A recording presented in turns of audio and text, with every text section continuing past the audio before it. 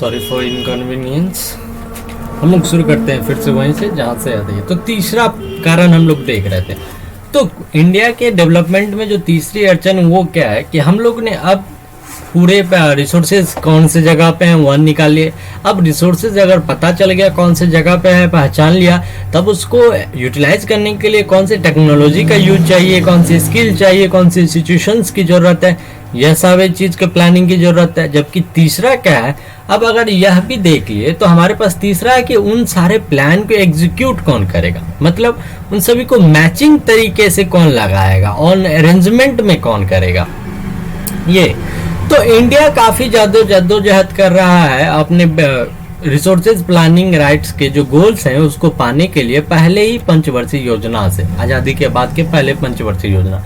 अगर मैं यहाँ पूछूं कि पहली पंचवर्षीय योजना कब से शुरू हुई थी तो क्या होगा, 1952 से। The ability of the resources is the necessary condition. कहता है कि किसी भी गांव के, किसी भी रीजन के लिए, के डेवलपमेंट के विकास के लिए वहाँ पे रिसोर्सेज का होना काफ़ी ज़्यादा ज़रूरत है। लेकिन इसका मतलब यह नहीं कि रिसोर्सेज अगर वहाँ पे नहीं होंगे तो वहाँ पे जो भी चेंजेस है इन टेक्नोलॉजी इंस्टीट्यूशंस, ये सारे उनके डेवलपमेंट में काफ़ी हिंडर हो गए। हिंडर मतलब क्या, अड़चने पैदा करेंगे। सिर्फ रिसोर्सेज का होना ही काफ़ी बड़ी बात नहीं है। जैसे आप हम लोग सभी जानते हैं कि हमारे पास थोरियम काफ़ी ज़्यादा मात्रा में, लेकिन हम लोग उस थोरियम को यूटिलाइज नहीं कर पा रहे हैं। क्यों? क्योंकि हमारे पास उस टाइप के टेक्नोलॉजी नहीं है जिससे कि हम थोरियम से उसकी एनर्जी निकाल सकें। तो बहुत सारे ऐसे रीजन्स हैं हमारे कंट्री में जहाँ पे रिसोर्सेज तो बहुत जाते हैं पर उसको इकोनॉमिक बैकवर्ड रीजन तक नहीं पहुँचाया जा रहा है, मतलब उसका यूज नहीं कर पा रहे हैं। जबकि इसका कंट्रेरी में देखें कि कुछ ऐसे भी रीजन है जहाँ पे पुअर रिसोर्सेज तो हैं लेकिन वह इकोनॉमिकली डेवलप्ड है। कुछ ऐसे भी जगह हैं जहाँ पे रिसोर्सेज बहुत कम है लेकिन वह इकोनॉमिकली डेवलप्ड है। जैसे मुंबई की बात कर लें, मुंबई के पास रिसोर्सेज है, सब जानते हैं मुंबई के पास रिसोर्सेज हैं तो वह डेवलप है, ठीक है। लेकिन दिल्ली की बात कर ले, दिल्ली के पास रिसोर्सेज नहीं है, लेकिन दिल्ली के पास रिसोर्सेज नहीं है फिर भी वो डेवलप्ड है, ठीक है। तो कुछ ऐसे रिसोर्स, कैसे ऐसे रीजन का नाम आपको बताना है जो इकोनॉमिकली बैकवर्ड रीजन में आता है, जबकि कुछ ऐसे भी है जो इकोनॉमिकली डेवलप्ड रीजन में आता है और वहाँ के सिचुएशन को आपको बताना है। ये क्वेश्चन भी एचडब्ल्यू में है। कहता है कि अगर हम कोलोनाइजेशन के हिस्ट्री को अगर रिवील करेंगे, मतलब खोलेंगे, तो हम क्या पाएंगे कि वह कॉलोनीज जो रिच रिसोर्सेस हुआ करता था, वह फॉरेन जो प्रवासी थे, मतलब जो विदेशी है हमारे यहाँ आया करते थे, उनके लिए वह अट्रैक्शन का एक मुख्य कारण हुआ करता था। आपको पता है, सब जानते हैं कि ब्रिटेन हम लोग के यहाँ कब, मतलब हम लोग को गुलाम किया, ठीक है, कोई दिक्कत नहीं। लेकिन अंग्रेज आए काहे थे, सबसे मेन मोटो यह था। अगर आप अच्छे बुक्स में पढ़ेंगे तो आप पाएंगे कि जो भी अंग्रेज आए थे वह हम लोग के ऊपर गुलामी करने के लिए नहीं आए थे, वो हमसे व्यवसाय करने आए थे। और किस चीज़ का व्यवसाय करने आए थे? मेनली वो हमसे मसालों का व्यवसाय करने आए थे। क्योंकि इंग्लैंड जो है या फिर ब्रिटेन की बात करें तो वह किस रीजन में पड़ता है? वह एक नॉर्थन पोलर रीजन में पड़ता है। नॉर्थन पोलर रीजन मतलब यह नहीं कि नॉर्थ पोल पे पड़ता है, आई मीन टू से कि वह नॉर्थन हेमिस्फीयर में पड़ता है और इस रीजन में पड़ता है जहाँ पे ज़्यादातर ठंडी होती है। तो ठंडे होने की वजह से वहाँ पे ज़्यादातर बर्फ में होने वाले जीव जंतु मिलते हैं। तो जो भी जीव जंतु वहाँ पे, बर्फीले जीव जंतु मिलते थे, तो वहाँ पे मांस काफ़ी ज़्यादा मात्रा में खाया जाता था। तो मांस तो ऐसा नहीं कि आप अभी काट के अगर खा लिए तो फिर वो बर्बाद हो जाएगा, तो उसको प्रिजर्व करने के लिए उस पर मसाले चढ़ा दिया करते थे। हम लोग भी घर में देखते हैं कि अगर आपको जैसे मछली आज बनाया है तो फिर कल भी खाना है तो उसको प्रिजर्व कर लेते हैं हम लोग, उस पर मसाले चढ़ा के, फ्राई करके। तो वही जो मसाले की खोज में सबसे पहले जो भी अंग्रेज थे वह हमारे कंट्री आए थे। तो यही कहता है कि अगर हिस्ट्री देखेंगे आप कॉलोनाइजेशन का तो यह बताता है कि वह ज़्यादातर रिच रिसोर्सेज कॉलोनीज में आया करते थे, वह मेन अट्रैक्शन हुआ करता था फॉरेनर्स का। तो जो उनका जो प्राइमरली हायर लेवल टेक्नोलॉजी होने की वजह से, डेवलप्ड होने की वजह से वह क्या करते थे, कॉलोनाइज करते थे कंट्री को, जिसके वजह से वह क्या करते थे, उस कंट्री, उस रीजन के जितने भी रिसोर्स थे उसको एक्सप्लोर कर लेते थे। एक्सप्लोर मतलब क्या, उसकी खुदाई करते थे, मतलब उसकी खोज कर लेते थे और उसके बाद वह क्या करते थे, उस रीजन में अपने कॉलोनी बनाते थे और फिर वहाँ की दावेदारी वह खुद को बताते थे, मतलब वहाँ की सुप्रीमेसी वह ले लेते थे। इसी तरह इसीलिए resources can contribute to developed only when they are accompanied by appropriate technology development and institutional change. इसलिए हम कह सकते हैं कि कोई भी रिसोर्सेज हम किसी भी देश के या फिर किसी भी डेवलपमेंट के लिए उसके सिर्फ रिसोर्सेज काफ़ी नहीं है, बल्कि रिसोर्सेज के कंट्रीब्यूशन को अगर देखें तो उसको अप्रोप्रिएट टेक्नोलॉजी डेवलपमेंट होने के और इंस्टीट्यूशनल चेंज होने पे वह निर्भर करता है।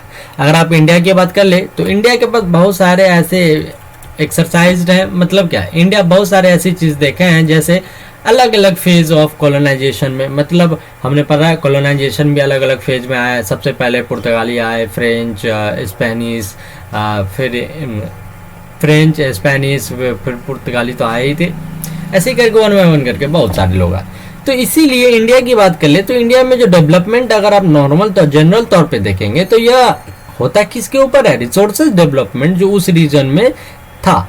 नॉट ओनली दैट रीजन जो इन्वॉल्व करते थे एबिलिटी ऑफ रिसोर्सेज के, बल्कि वह भी जहाँ पे टेक्नोलॉजी की एबिलिटी थी, जहाँ पे क्वालिटी ऑफ ह्यूमन रिसोर्स थे, जहाँ पे हिस्टोरिक एक्सपीरियंस ऑफ पीपल्स हुआ करता था। तो आपने पढ़ा होगा कि सबसे पहले अंग्रेज जो आए थे वह हमारे लोग के किस रीजन में सबसे ज़्यादा आती करते थे। अंग्रेज जो सबसे पहले आए थे नॉर्थन साइड से, तो नॉर्दर्न साइड में सबसे पहले हम लोग का नॉर्थन साइड क्या था, एक हिस्टोरिक एक्सपीरियंसेस था। क्यों? क्योंकि हड़प्पा संस्कृति सबसे पहले वहीं से था, ट्रेड वहीं से शुरू हुआ था नॉर्थन साइड से। Then after he goes with the east and then after he goes to the south.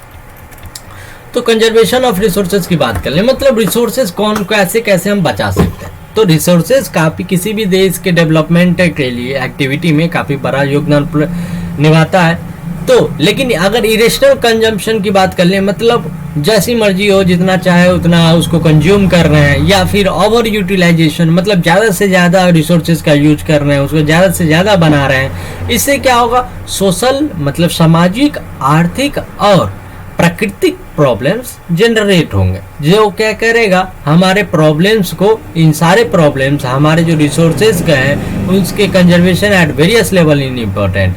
तो इसी को बचाने के लिए, इन प्रॉब्लम से हमें बाहर लाने के लिए हमें रिसोर्सेज के कंजर्वेशन करना काफ़ी महत्वपूर्ण हो जाता है, जिसके लिए हमें क्या करना चाहिए, हमारे लीडर्स या जो भी हमारे जो सोचने वाले हैं, सरकार हैं, वो सोचती है, पहले भी सोच रही थी और अभी भी सोच रही है। जैसे आप एग्जाम्पल के तौर पे बात करें तो एग्जाम्पल में दे रखे हैं यहाँ पे कि पहले जो गांधी जी थे वह क्या थे, very apt in voicing their concern about resources, मतलब वह काफ़ी रिसोर्सेज को बचाने के लिए काफ़ी कंसर्न रहते थे, मतलब काफ़ी भावुक रहते थे। वह चाहते थे हमेशा कि रिसोर्सेज का कम से कम यूज किया जाए।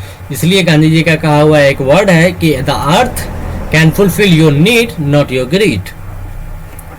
तो कंजर्वेशन इन दिस वर्ल्ड, तो उन्होंने वर्ल्ड के कंजर्वेशन रिसोर्सेज को कंजर्व करने में काफ़ी बड़ा ध्यान दिया। There is enough for everybody need. देखिए यहाँ पे भी पता है कि यह क्या है कि यहाँ पे बहुत सारे किसी भी लोगों के, किसी भी आदमी के ज़रूरत के हिसाब से काफ़ी ज़्यादा है, न कि किसी भी बॉडी के महत्वाकांक्षों के आधार पर। He placed the greedy and selfish individual and exploitation nature of modern technology at the root cause for resources depletion at the global level. उन्होंने यह भी कहा था कि जो भी लोगों की जो महत्वाकांक्षा है, लोगों की जो सेल्फिशनेस है, मतलब जो अकेला आदमी ज़्यादा से ज़्यादा कमाना चाहता है, ज़्यादा से ज़्यादा एक्सप्लोर करना चाहता है नेचर को, और बहुत सारे मॉडर्न टेक्नोलॉजियों की वजह से रिसोर्सेज डिप्लेशन, मतलब रिसोर्सेज में कमी पूरे ग्लोबल लेवल पे आएगा, मतलब दुनिया में सब में रिसोर्सेज का डिप्लेशन होगा। He was against mass production, वह हमेशा ज़्यादा से ज़्यादा प्रोडक्शन के अगेंस्ट होता थे। वह हमेशा चाहते थे कि वह क्या करे, प्रोडक्शन को with the production by the masses. वह हमेशा चाहते थे कि मास प्रोडक्शन नहीं हो, बल्कि प्रोडक्शन जो हो वह मास के द्वारा हो। मतलब क्या कि ज़्यादा से ज़्यादा प्रोडक्शन नहीं हो, बल्कि जो भी प्रोडक्शन हो वह ज़्यादा से ज़्यादा लोगों के द्वारा हो, जिससे क्या हुआ कि ज़्यादा से ज़्यादा लोगों के बीच में वह बटेगा। तो ये गांधी जी का सोच था। तो यहाँ पे कुछ गांधी जी के बारे में बताया गया है कि गांधी जी ने क्या किया था पास्ट में, वो आप पढ़ लेंगे। लैंड रिसोर्सेज, तो रिसोर्सेज को इन्होंने बांटा। तो सबसे पहले लैंड रिसोर्सेज की बात कर ले तो हम जीते हैं धरती पे, सभी जानते हैं हमारे जितने भी आर्थिक एक्टिविटी हो या फिर जीवन यापन के जितने भी काम हो वो हम ज़्यादातर का all we done at the land, we use it in different ways. हम इसे मतलब लैंड की हम अलग अलग तरीके से यूज भी कर लेते हैं। जैसे इसी की वजह से लैंड क्या है, एक प्राकृतिक ऐसा रिसोर्सेस है जो काफ़ी ज़रूरत है, मतलब काफ़ी आवश्यक है हमारे लिए। वह क्या करता है, लैंड नेचुरल वेजिटेशन में सपोर्ट डालता है, वाइल्ड लाइफ को सपोर्ट करता है, ह्यूमन लाइफ सपोर्ट करता है, इकोनॉमिक एक्टिविटीज़ को सपोर्ट करता है, ट्रांसपोर्ट, कम्युनिकेशन सिस्टम, इन सभी चीज़ों के लिए हमें ज़रूरत पड़ती है लैंड की। अब सबके एक एक एग्जांपल लेके देखेंगे। तो नेचुरल वेजिटेशन क्या होते हैं आपको पता है, पेड़ पौधे ये कहाँ उगेंगे, पानी में उगेंगे क्या? पेड़ पौधे को लगाने के लिए हमें ज़मीन की ज़रूरत पड़ेगी। वाइल्ड लाइफ की बात कर लें तो जितने भी जंगल या फिर कहीं भी जो भी जीव जंतु रहते हैं, रहने के लिए उन्हें, हर एक जीव जंतु पानी या फिर हवा में नहीं रह सकता, उन्हें रहने के लिए लैंड की ज़रूरत पड़ती ही है। ह्यूमन को तो चाहिए ही चाहिए। और हमारे जितने भी आर्थिक एक्टिविटीज़ है उनको करने के लिए भी हमें लैंड की ज़रूरत है। जैसे हमें एक जगह से दूसरी जगह जाने के लिए बाय लैंड, रोड के लिए लैंड, कम्युनिकेशन सिस्टम के लिए मतलब कम्युनिकेशन के लिए हमें टावर की ज़रूरत है। टावर हम लोग कहाँ बनाएंगे, लैंड पे बनाएंगे।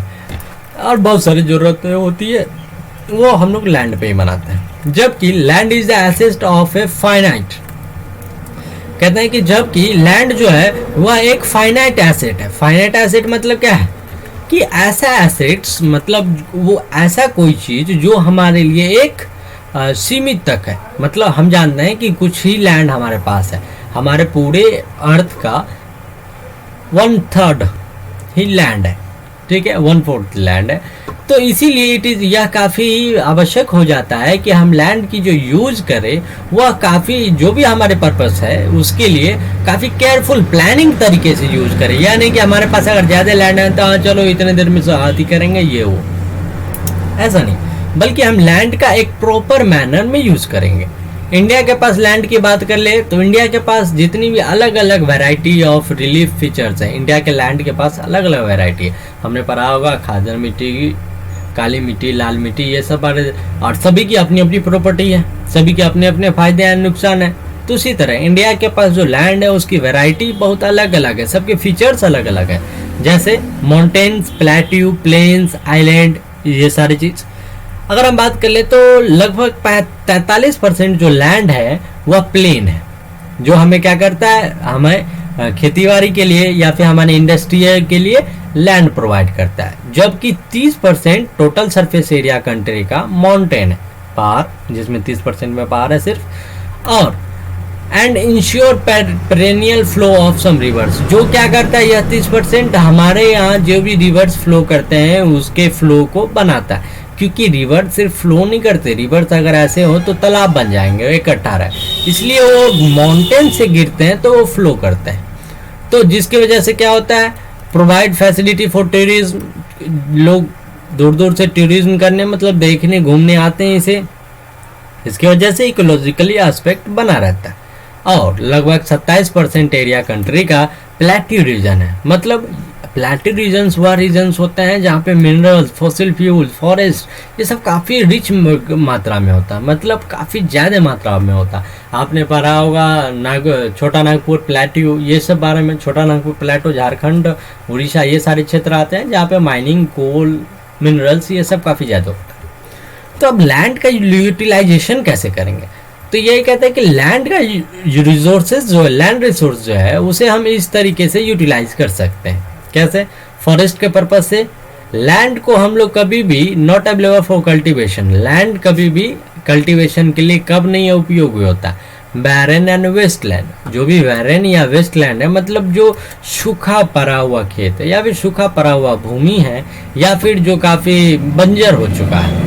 Land put to non agriculture uses, example building, road, factories etcetera, ये ऐसे लैंड्स है जो कल्टीवेशन में यूज नहीं आते, मतलब इनसे हमें कोई भी फसल नहीं उगती। तो यह दो टाइप्स के लैंड होते हैं, ऐसा जो या तो बंजर हो चुका है या फिर ऐसा लैंड जहाँ पे हम अपना घर बना लिए, अपने बिल्डिंग्स बना लिए, रोड बना लिए, फैक्ट्रीज बना लिए। तीसरे की बात करें अदर अनकल्टिवेटेड लैंड, मतलब कुछ ये तो है नॉन कल्टिवेटेड लैंड, और कुछ है अदर अनकल्टिवेटेड लैंड, जिसमें हम फैलो लैंड को एक्सक्लूड करेंगे।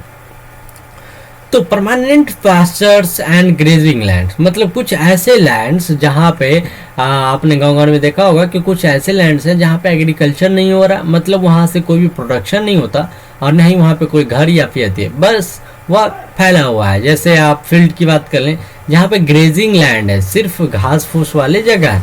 लैंड अंदर मिसलेनियस ट्रीज, क्रॉप्स, ग्रोव्स, ऐसे लैंड्स जहाँ पे बहुत सारे अलग अलग प्रकार के क्रॉप्स होते हैं, पैदा होते हैं। कल्चरेबल वेस्ट लैंड, ऐसे लैंड्स जो कि कल्चर के लिए हम लोग क्या करते हैं, वेस्ट करते हैं। वेस्ट मतलब क्या कि ऐसे लैंड जिसको पिछले 5 से एग्रीकल्चर ईयर से नहीं जोता जा रहा, उससे प्रोडक्शन नहीं लिया जा रहा, उसे कल्चरेबल वेस्ट लैंड कहते हैं। कभी कभी हम लोगों ने सुना हो कि अगर कोई लैंड पे बार बार हर एक एग्रीकल्चर ईयर अगर हम लोग प्रोडक्शन करते हैं तो उसकी जो फर्टिलिटी होती है वह कम हो जाती है, तो इसलिए हम लोग क्या करते हैं, उसे कुछ दिनों के लिए छोड़ देते हैं, उसे प्रोडक्शन लेना कम कर देते हैं।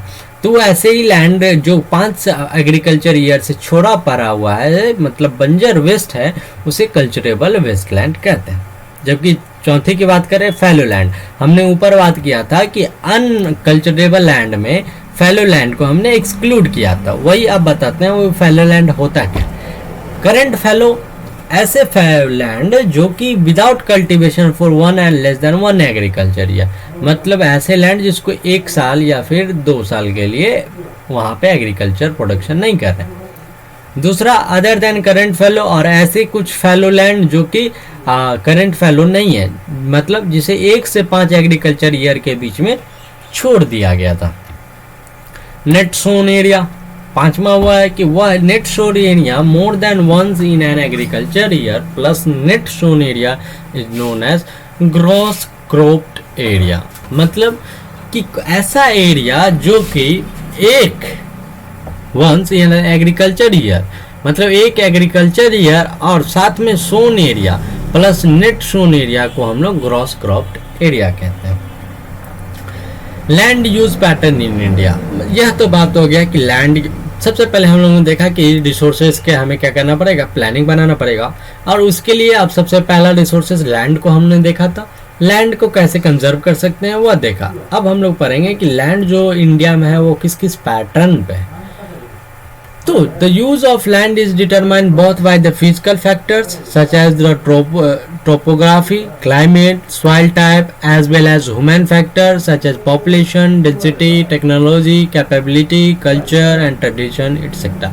कहता है किसी भी जगह की जरूरत, किसी भी लैंड का जो यूज करते हैं हम लोग, यह 2 चीजों पे निर्भर करता है, 2 कारणों पे। पहला उसकी स्थिति, ट्रोपोग्राफी, मतलब कि उसके ऊपर का क्लाइमेट कैसा है, वह कौन से जगह पे है, और उसका सॉइल जो है वो किस टाइप का। दूसरा कारण क्या है कि उस जगह पे पॉपुलेशन कैसी है, पॉपुलेशन है तो डेंसिटी कितनी है।